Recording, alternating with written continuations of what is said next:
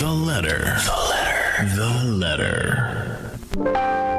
Dear mga DJs, tago niyo na lang po ako sa pangalang Mona.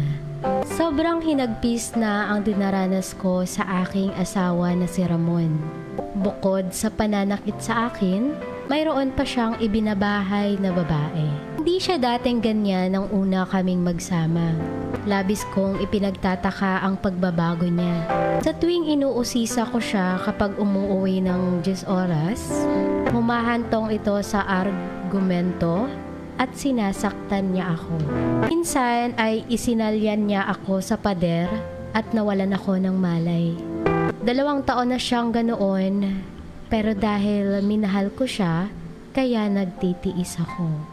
Gusto na nga ng mga parents ko na hiwalayan ko na siya, pero ayaw kong lumaking walang ama ang aming 4 na taong anak. Sa kabila ng lahat, mahal ko pa rin siya. Naiisip ko lang na pasakitan siya upang maramdaman niya ang sakit na idinudulot niya sa akin sa kanyang pambababae. Mga DJ, may isang truck driver na pumuporma sa akin. Gusto ko ng patulan, hindi dahil gusto ko siya, kundi dahil gusto kong pasakitan ang mister ko. Tama po ba ang gagawin ko? Nagmamahal, Mona. Gusto ko lang sabihin kay Mona sa tanong niyang kung tama ba ang gagawin niyang maghanap or sagutin yung truck driver kahit hindi niya naman mahal para lang makaganti. It's a big no. Kasi hindi mo naman maitatama ng isa pang pagkakamali ang dati ng pagkakamali. Gumagawa na ng pagkakamali yung asawa mo tapos tatapatan mo pa. Yes, huwag mo nang dagdagan. Sabi dun sa letter is 2 years na siyang sinasaktan.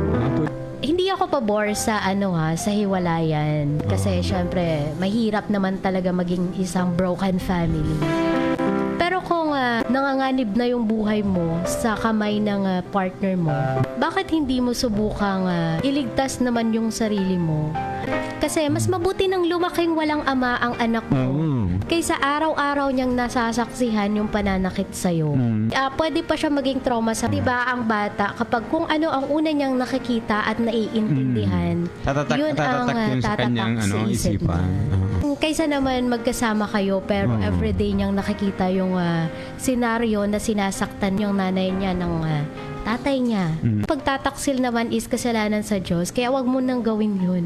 Kasi yung pangbubugbog sa'yo tsaka pambababae, pwede na siyang maging grounds for annulment.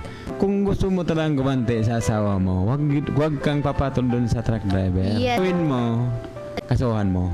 Yes. Tsaka hindi mo kailangang i-lower yung level mo doon sa asawa mo at sa babae niya. Yes. Instead, gamitin mo yung ginagawa niya sa'yo mag-succeed sa buhay. Kasi yun yung best revenge cheater mong partner. Kung talagang mahal ka yun, hindi siya magloloko, hindi ka sasaktan in the first place. Huwag mong hayaan din, gamitin ka ng asawa mo para lang bugbugin. Bakit? Kasi isipin mo rin naman na ipinanganak ka ng magulang mo, hindi para maghirap sa kamay ng ibang tao. I'm sure naman kapag nasubukan mo ng let go yung isang bagay na alam mong nakakapagpabigat pa ng loob mo, na nakakasama sa'yo, baka isipin mo na mas masaya pala yung ganito. Mas masaya palang maging isang single mom na lang kaysa araw-araw kang nasasaktan. Kasi 'di ba kapag iniisip tayo may problema tayo na dinaramdam, parang ang hirap everyday gumawa ng ibang bagay kapag may iniisip kang problem. Parang hindi ka nagiging productive sa isang araw. Always remember na kung mahal ka ng isang tao, hindi yan magsisinungaling, magloloko at mananakit in the first place. Ay nako, ba't naman kasi anak-anak tapos hindi naman pala kayang responsibility Kung bababae pa. Hindi pa kasi ready. Hindi pa ready. Ay bakit nag-asawa?